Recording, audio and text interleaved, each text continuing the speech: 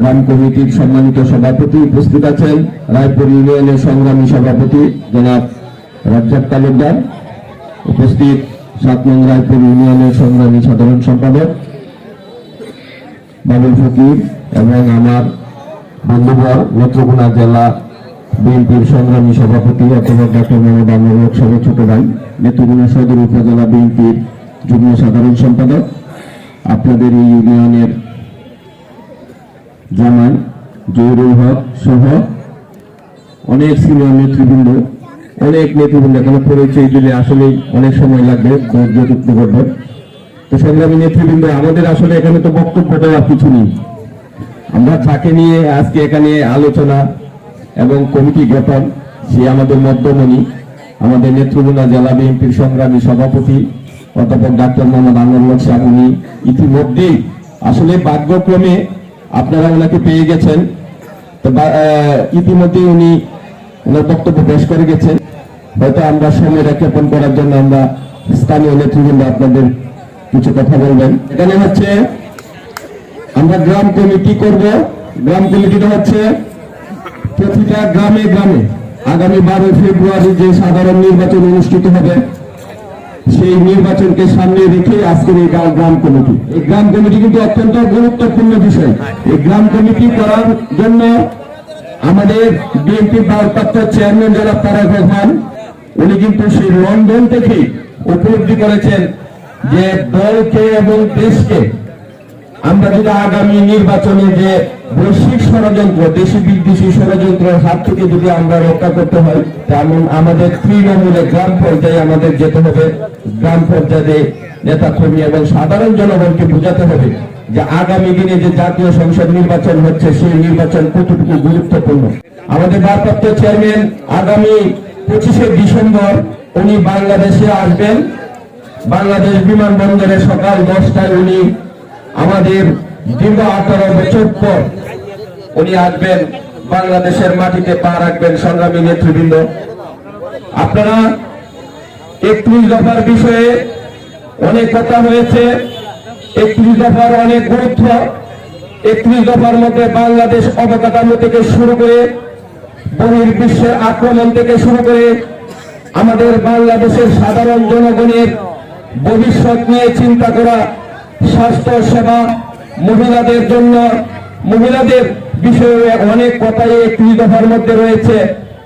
সবকিছু মিলে এই 31 দফা একটি বিএনপির সনদ হিসেবে আমাদের ভারপ্রাপ্ত চেয়ারম্যান জনাব তারেক রহমান ঘোষণা দিয়েছেন। প্রতিটা ঘরে ঘরে 31 দফা আপনারা পৌঁছে দিবেন এবং মা বোনদেরকে বলবেন 31 দফা বিষয়ে অনেক 31টি দফা, 31টি বাংলাদেশের আগামী দিনে বিএনপি যে দেশ পরিচালনা করবে, কিভাবে করবে, কেন করবে, এই 31 দফার মধ্যেই দেওয়া আছে। এটা আমাদের একটা দলের ওয়াদা। এই বাংলাদেশের সাধারণ জনগণের কাছে একটি ওয়াদা করেছেন যে আমি যদি আগামী দিনে এই দেশের প্রধানমন্ত্রী হই, বিএনপি যদি রাষ্ট্র ক্ষমতা যায়, তাহলে 31 দফার মধ্যে আমরা এই দেশ পরিচালনা করব। 31 দফা যদি বাস্তবায়ন হয়, এই বাংলাদেশে আর কোনো সমস্যা থাকবে না।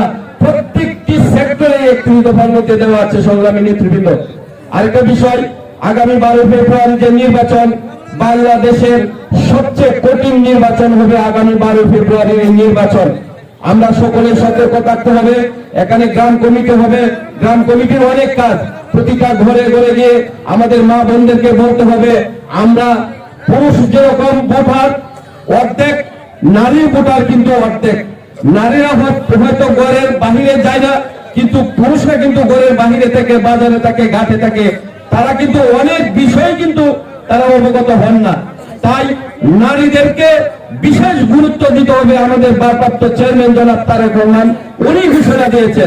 আমরা যারা গ্রাম কমিটি আছি, সেই গ্রাম কমিটির মাধ্যমে যারা সভাপতি, সাধারণ সম্পাদক নির্বাচিত হবেন এবং যে কমিটি করবেন, সেই কমিটি প্রতিটা ঘরে ঘরে আমাদের মা বোনদেরকে বুঝিয়ে নির্বাচনের দিন এক একজন এক একটা ঘরের মধ্যে থেকে, মনে করেন 100 কমিটি, 100 সদস্য বিশিষ্ট কমিটি হলে একটি গ্রামের মধ্যে, আপনার গ্রামের মধ্যে আপনি বলতে পারবেন কোন ঘরের কোন লোকটা কি ভোটার না, কে অসুস্থ, কে ভোট দিতে আসে নাই, আপনি কিন্তু বলতে পারবেন। এটি কিন্তু আমি বলতে পারবো না, আমাদের রাজ্যে আমার তাহলে কিন্তু বলতে পারবে না। আপনি যে গ্রাম কমিটির সভাপতি সাধারণ সম্পাদক হবেন আপনি কিন্তু বলতে পারবেন। তাই আপনার গুরুত্ব কিন্তু অনেক বেশি গ্রাম কমিটি, কারণ আগামী নির্বাচনে কোনো কারণে যদি আমাদের পা পিছলে যায় তাহলে কিন্তু আমাদের এই 17 বছর তো আমরা বিরোধী দল থেকে যে কষ্ট করেছি কোনো অস্তিত্ব থাকবে না বিএনপি। আপনারা অনেকে মনে করতেছেন সাধারণ আমরা হয়তো ক্ষমতা চলে এসেছি। আরে ভাই, গত পরশুদিন স্বরাষ্ট্র উপদেষ্টার সাথে থেকে একজন ছাত্র শিবিরের নেতা সে স্বরাষ্ট্র এবং উপদেষ্টার যে বর্তমান কর্মী যে দেশ পরিচালনা করতেছে যে আমাদের যে বর্তমান অন্তর্বর্তী সরকার তাদেরই পদত্যাগ চাইতেছে সাথে থেকে, স্বরাষ্ট্র উপদেষ্টার সাথে থেকে। কত বড় দুঃসাহস! এবং স্বরাষ্ট্র উপদেষ্টার যে এপিএস ছাত্র শিবিরের একজন কর্মী।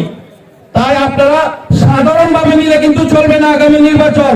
আপনারা যদি মনে করেন যে আমরা তো ক্ষমতা চলে এসেছি, আমরা বাকবটনা করবো, এই করবো সেই করবো, কিন্তু সুযোগ নাই। আপনারা আগামী দিনে যে নির্বাচন হবে আপনাদের এই রায়পুরের দায়িত্ব, আমরা যারা বিগত দিনে এখানে জেল কেটেছেন, হামলার শিকার হয়েছেন, মামলা খেয়েছেন, বাড়ি ঘরে ঘুমাতে পারেন নাই, আপনাদের কি কিন্তু দায়িত্ব নিতে হবে। কারণ আপনারা জানেন কষ্ট কি।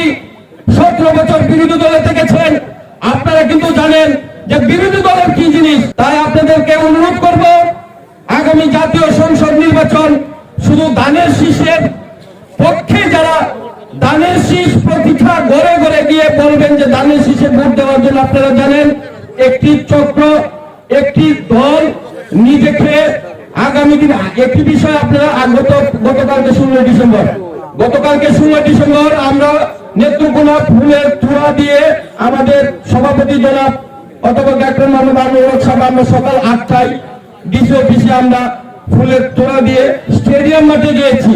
ওখানে খেলা দেখার জন্য শরীর চর্চা ডিসপ্লে হয়। তখন শরীর চর্চার পর্যায়ে দুটি তার থেকে, একটি হচ্ছে শরীর চর্চা আর একটি হচ্ছে ডিসপ্লে। শরীর চর্চা শেষ হওয়ার সাথে সাথে জামাতের কিছু নেতা কর্মী, জেলা জামাতের আমির সহ, ছাত্র শিবিরের সহ, পৌরসভার নেতা সহ তারা সামনে সারি থেকে চলে গিয়েছে। আমি ডাকতেছি জেলার একজন নেতা, আমি ভাই ডিসপ্লেটা থেকে যান, যে না ভাই ডিসপ্লে আমাদের কাজ আছে। সে 71 সালের কিছু বিষয় এই ডিসপ্লেতে তুলবে বিদায় তারা এখানে থাকে নাই। যারা বাংলাদেশকে স্বীকার করে নাই, যারা এই বাংলাদেশের মাটিকে স্বীকার করে নাই, যারা বাংলাদেশের স্বাধীনতাকে বিশ্বাস করে না, আজকে তারা কানে ধরে উঠবাস করে ক্ষমা চাচ্ছে এই বাংলাদেশে। তাদের আপনার মনে রাখবেন এটি কিন্তু তাদের অভিনয়। শুধু কোনো কারণে তারা অভিনয়ে তারা ফার্স্ট হয়, তাহলে কিন্তু আগামী দিনে আপনি আমার অনেক অনেক এরকে সারথ দিতে হবে সংগ্রামী নেতৃবৃন্দ। তাই আপনাদের উদাত্ত আহ্বান করি, আপনাদের সকলেই পায়ে হাত থেকে বলি, এই বাংলাদেশ জন্মের পর থেকে 71 সালের পর থেকে যে 12ই ফেব্রুয়ারি যে নির্বাচন আসছে, সেই নির্বাচন অত্যন্ত কঠিন নির্বাচন হবে। তাই আপনারা সতর্ক হয়ে যান, প্রত্যেকটা মা বোনের কাছে যাবেন। আপনাদের বিশেষ প্রয়োজন হচ্ছে আমাদের মহিলাদের ভোটার। মহিলারা কিন্তু আসতে চাবে না। আপনারা প্রতিটা ঘরে ঘরে গিয়ে সেনাবাহিনীর মতো, যেমন একটি সেনা সদস্য তার কমান্ডারের দায়িত্ব, কমান্ডারের হুকুম পালন করে, আপনারা তদ্রুপ আমাদের এই রায়পুর ইউনিয়নের সিনিয়র নেতৃবৃন্দের যে কমান্ড করবে তাদের এই কমান্ড আপনারা অক্ষর করে পালন করবেন। তাহলে আমরা এই রায়পুরের সুফল আশা করবো সংগ্রামী নেতৃবৃন্দ। এই আশা এবং এই প্রত্যাশা থেকে আজকে আরেকটি বিষয়, অধ্যাপক ডাক্তার মোহাম্মদ আমিনুল সাহেব ওনাকে দানের শীষের নমিনি দিয়েছেন আমাদের ভারপ্রাপ্ত চেয়ারম্যান জনাব তারেক রহমান। উনি ইতিমধ্যেই বলে গিয়েছেন আপনাদের কাছে দোয়া চেয়েছেন। আমি ওনার পক্ষ থেকে আপনাদের কাছে দোয়া চাই। আজকে যদি উনি এমপি হলে এই রায়পুরের ইউনিয়নের 72টার মধ্যে সবচেয়ে উন্নয়নশীল ইউনিয়ন হবে আশা করি সংগ্রামী নেতৃবৃন্দ। আপনারা নিঃসন্দেহে থাকেন, ওনার একটি সফট কর্নার সবসময় রায়পুরে থাকে, কারণ রায়পুর ওনার আত্মার আত্মীয় করেছেন সংগ্রামী নেতৃবৃন্দ। সবচেয়ে বড় বিষয় হচ্ছে আত্মার আত্মীয়। এর উদ্দেশ্য হলেও এই রায়পুরে কিন্তু উনি অনেক কাজ করবেন, এই আশা এবং এই প্রত্যাশা ব্যক্ত করে সকলকে ধন্যবাদ জানিয়ে আমার সংক্ষিপ্ত বক্তব্য এখানে শেষ করলাম। খুদা হাফেজ। বাংলাদেশ জিন্দাবাদ, বাংলাদেশ জাতীয়তাবাদী দল জিন্দাবাদ, নেত্রকোনা জেলা বিএনপির অধ্যক্ষ ডাক্তার মোহাম্মদ আমিনুল সাহেব জিন্দাবাদ।